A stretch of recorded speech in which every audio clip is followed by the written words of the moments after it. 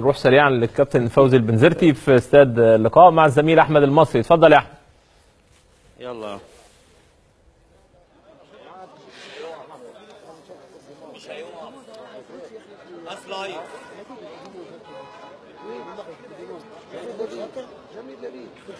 كابتن سيف، برحب بيك بعد انتهاء مباراة الترجي واتحاد الفتح الرياضي بفوز صعب للترجي التونسي بهدفين مقابل هدف. سعدنا ان يكون معنا كابتن فوزي البنزرتي المدير الفني للترجي. كابتن فوزي، بنرحب بيك.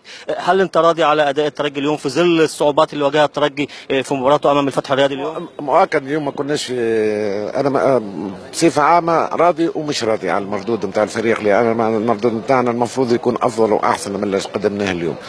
لكن مع هذا معناتها نحترم فريق الرباط اللي كان معناتها موجود، ويمكن هو معناتها هددنا في خاصه الشوط الثاني 25 دقيقه الا معناتها استغربتوا كيفاش اللاعبين نتاع الترجي وخروا التالي مش من عادتنا، فهمتني، وسيبوا معناتها الفريق الرباط المغربي معناتها يتحكم اكثر في الكره، فهمتني، وهذا ماهيش طريقتنا العاديه.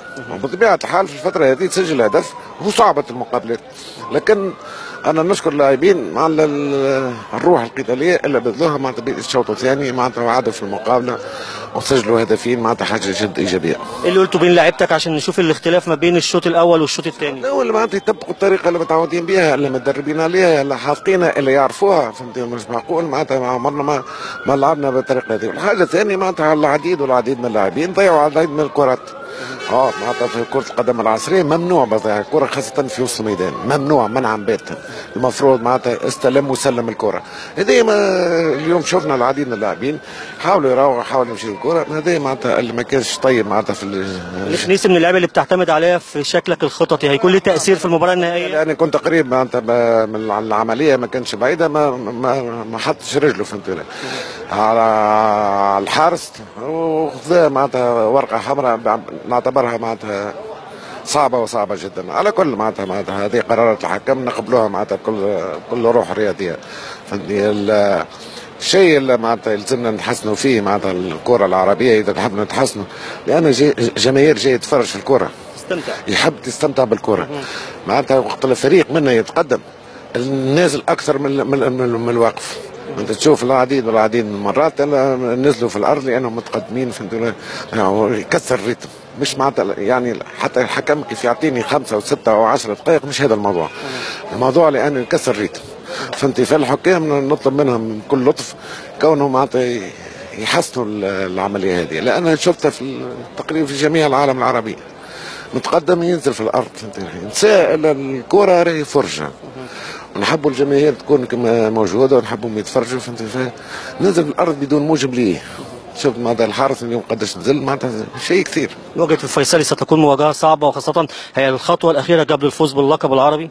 يعني الحمد لله معناتها احنا وصلنا الدور النهائي، مع هذا الكل نشكر جميع اللاعبين لانهم بذلوا مجهودات كبيره مع طيله هذه البطوله، رغم ان ما خذوش راحه وما خذوش فتره نتاع تمارين اللياقه يعني، فهمتي، ووصلوا الدور النهائي. الفريق الفيصلي فريق معناتها ممكن في البدايه ما كانش يمكن هو معناتها منتظر باش يوصل، لكن نقول لهم برافو، معناتها وصلت معناتها فريق اللي يمكن ما، فهمتي. انا ديما نقول للاعبين تاعنا حطوا ثقيل في الارض، احترموا الناس، احترموا الفرق.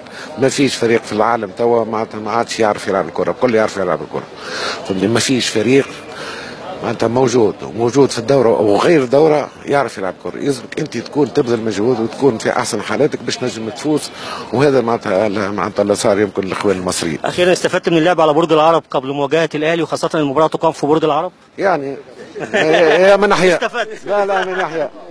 شكرا كابتن فوزي. كابتن سيف، ده كان لقاءنا مع كابتن فوزي البنزرتي المدير الفني للترجي التونسي بعد الفوز على اتحاد الفتح الرياضي بهدفين مقابل هدف. والان عوده الى استاد العرب.